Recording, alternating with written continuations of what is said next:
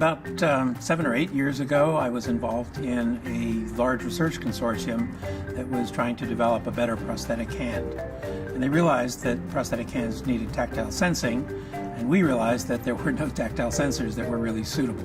So SynTouch's mission really is to provide machine touch.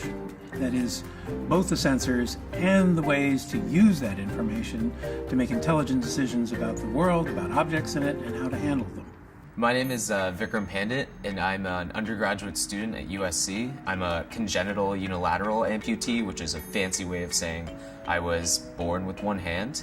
The way Vikram uses his hand is just a wonderful justification of the whole biomimetic design strategy, because he used it in ways we never dreamed of. When I got here, I did a series of experiments about how the biotech could benefit a prosthetic user. The most useful thing that we could do right now was something called contact detection in the biotachs. When the two biotachs on opposing fingers make a certain amount of pressure on any object, the hand would just stop.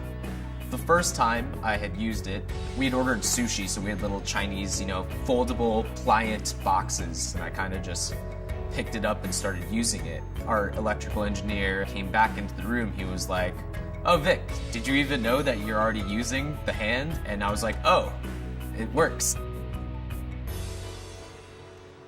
I think the biggest hurdle was finding a way to combine the mechanical properties of fingertips with the sensing. That involves everybody sitting around and saying, okay, what do we want this product to do?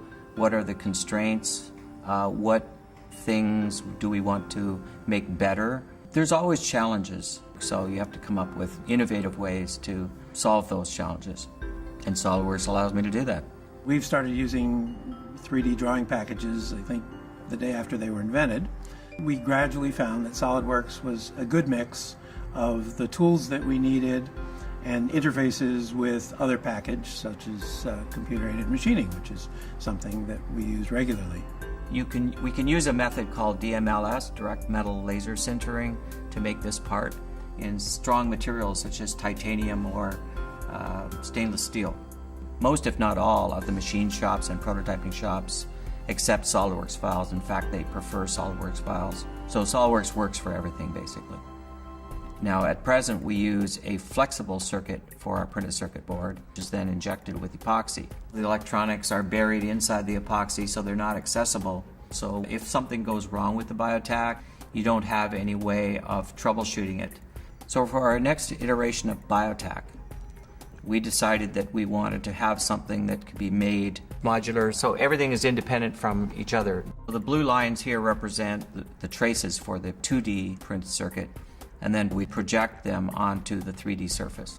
So all of these will become electrically conductive traces.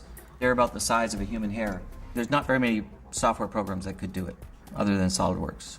I wouldn't truly consider it a hand until you don't ever have to think about it.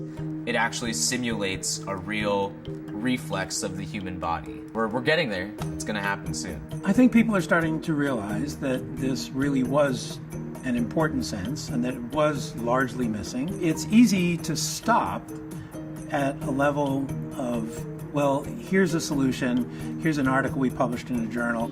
Sooner or later, if it's actually going to do good for a real patient, someone has to take the idea and the technology and make it a product that's available commercially. And in the case of SynTouch, that's what we decided we had to do ourselves.